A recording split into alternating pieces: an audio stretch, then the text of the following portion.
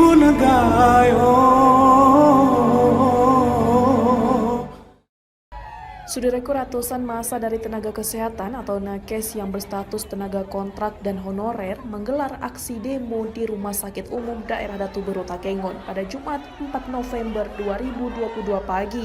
Amatan Tribun Gayo.com, ratusan massa itu berkumpul di kampus STKIP Muhammadiyah pada pukul 9 waktu Indonesia Barat. Selanjutnya, massa berjalan sekitar 50 meter menuju ke halaman RSUD Datu Beru Takengon. Salah satu aksi Safrizal mengatakan bahwa aksi mereka adalah aksi damai dan menuntut hak atas nakes honorer dan kontrak di RSUD Datu Beru Takengon. Adapun tuntutan mereka adalah formasi penerimaan P3K hanya berlaku untuk tenaga dokter umum dan dokter ahli. Sedangkan untuk tenaga nakes yang lain tidak ada formasi yang dibuka. Saat ini ratusan massa demo sedang berada di halaman kantor Direktur RSUD Datu Beru Takengon. Dari Aceh Tengah, Romadani, Tribun Gayo.